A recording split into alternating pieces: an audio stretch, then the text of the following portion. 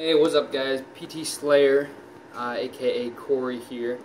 Coming to you now just to kind of show you a few tips and tricks, I guess, that I've used since being a gym trainer. Now, I've been a gym trainer at LA Fitness for 3-4 months now.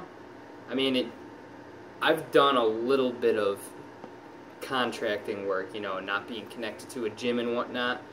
And it's just a completely different atmosphere when you work for a gym.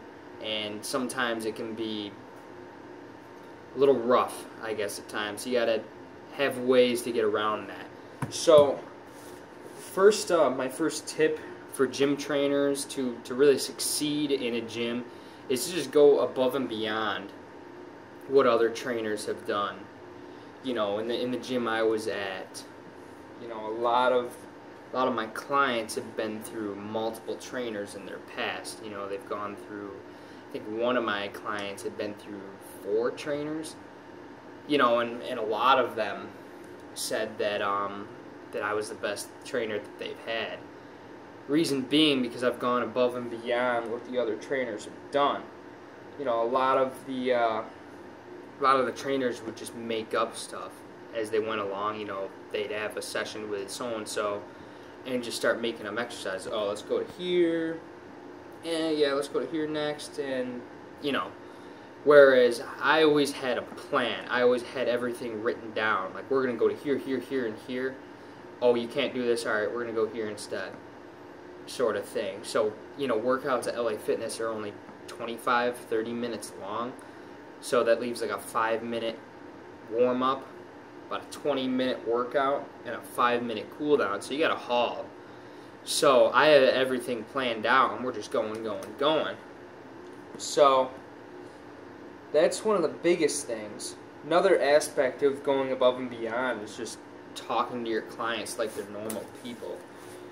You know, sometimes, you know, you have so many clients in a gym atmosphere that it's tough to get to know like each and every one, but you really want to try your best to kind of get to know each and every one and know what their quirks are and know, you know, what they like and what they don't like and all that, but get to know them as a person.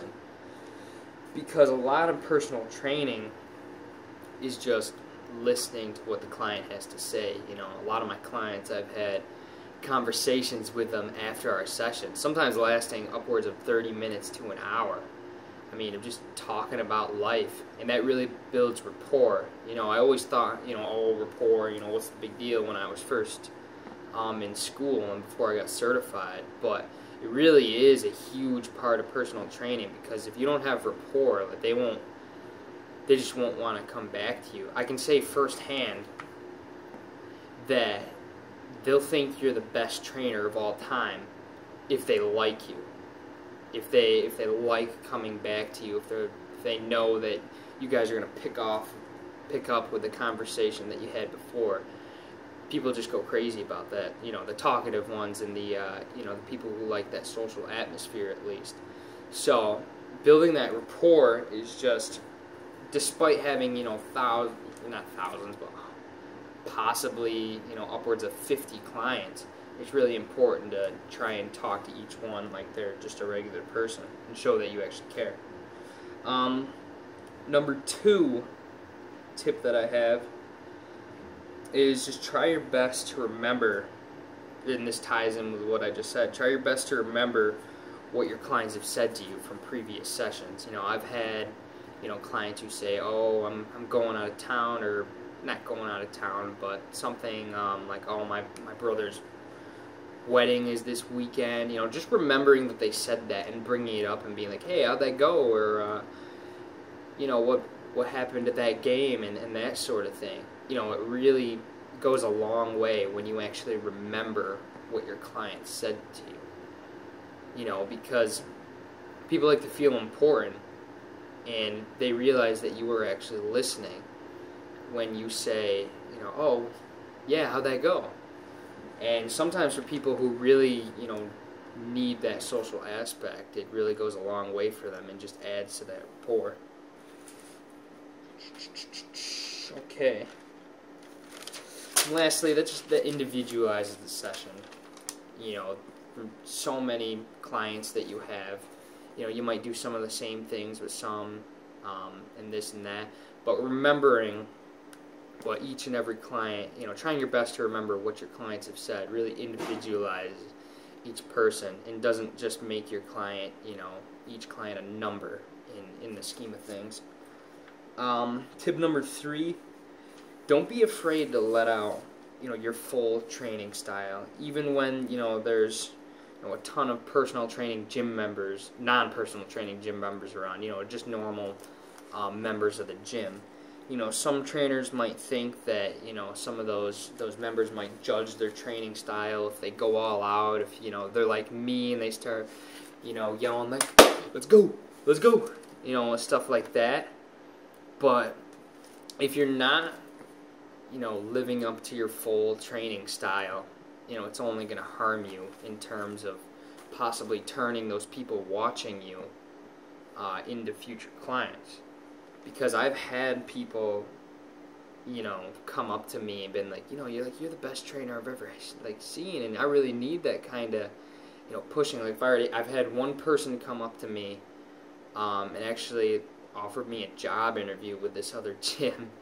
I had this other lady come up to me, and she kind of explained that she was tired of the LA Fitness setup and whatnot, and that, you know, if I ever left, to call her up because she'd want me as her trainer independently. So, you know, if I hadn't been myself, if I hadn't, you know, just done what I did in front of all the people there, you know, and not really caring what any of them think, that might not have happened. But, you know, sometimes I get a little crazy when I work with my clients, you know, start yelling things like, is that all you got? What, are you tired? You know, things like that. Get a little excited, and that really brings a lot of passion to the atmosphere and that sort of thing. You know, people feed off of that. But that's just how I do it. That's just me, and you know, I don't let my style dwindle just because, you know, there's other people around. I don't get self-conscious about that or anything. But, you know, if there's any trainers out there that feel like they, you know, they're a little too hard and whatnot, and they're afraid that these people around them are going to judge them and whatnot, you know, don't worry about it. You know, if those people are judging you, and, you know, that's the style you prefer, you probably don't want them as clients anyway. So, just keep that in mind. Okay. Oh, another thing, you know, when I say all that crazy stuff, is that all you got? What, are you tired? You know, I always make it fun. You know, you don't want your clients to think you're just a giant jerk. You know, I always make it fun, always smile afterward, and you kind of tune into what the client would and would not like. You know, a lot of my more outgoing clients, I'll mess with them a little bit and say that sort of thing. You'll get them laughing even when they're doing the battle ropes or something like that. Sometimes it's good and sometimes it's bad, you know, but that's pretty much how I go about things. Okay, and finally, number 4, this kind of ties in with what I just said also, the last point.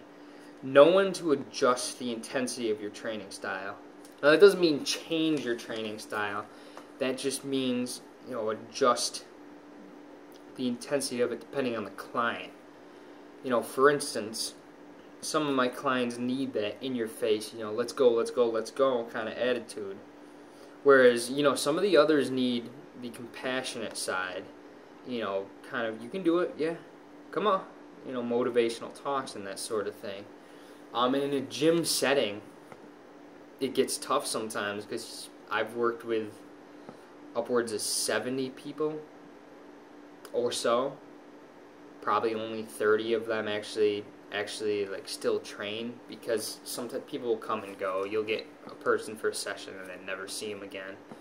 But some of those, you know, with all of those clients, I really need, at least for me, need to adjust what I do intensity-wise with each of them.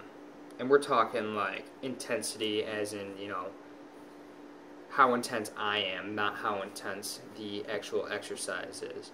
So, for instance, you know, some of my clients, like I said before, get in their face, let's go. Some of my other clients, I like don't do that at all. I pretty much just encourage them because, you know, they might be shy, they might get scared away from that sort of thing. You can pretty much tell when you start working with someone, you know, how they're gonna go. Like, I've had sessions where, you know, it's a very first session, not knowing how this person's gonna be, and we're already joking around and going at, you know, the first session. You know, this person saying things to me, I'm saying things back, we're all having a good time. Then I'll have other first sessions where, you know, it takes some time for them to really open up to you and start to, you know, trust you and whatnot. So with those people, I tend to tone it down as far as, you know, getting in their face and telling them, let's go, let's go, let's go, because not all people need that.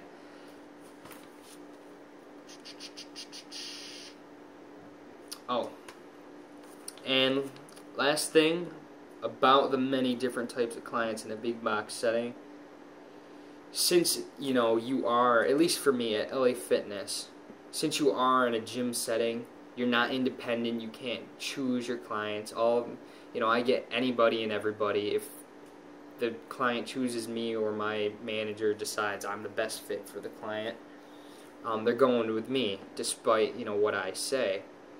So the fact that you can't choose really means that you have to be especially diligent in figuring out what intensity is best for each client. Because, you know, if I was an independent trainer, theoretically, I could keep the same intensity, you know, like I said before, like my intensity, not the exercise intensity. Theoretically, I could keep the same intensity for every client because I would only choose clients that I want to use that type of intensity on.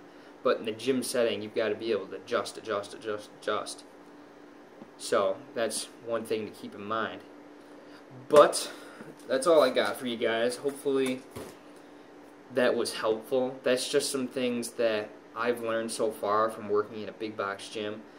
I'm not a master of you know, things that go on in gyms, and I'm not a you know, 20-year personal trainer or anything like that. But just wanted to reach out and give some decent tips for people who want to know what working in a big box gym is like and how to succeed in one. But subscribe, guys. You know, like, comment, all that junk, and I'll definitely be coming out with more videos in the future. Probably some more personal training stuff, and maybe some you know, getting into more fitness stuff and not necessarily personal training stuff. But yeah, we'll see. Thanks a lot, guys. See you.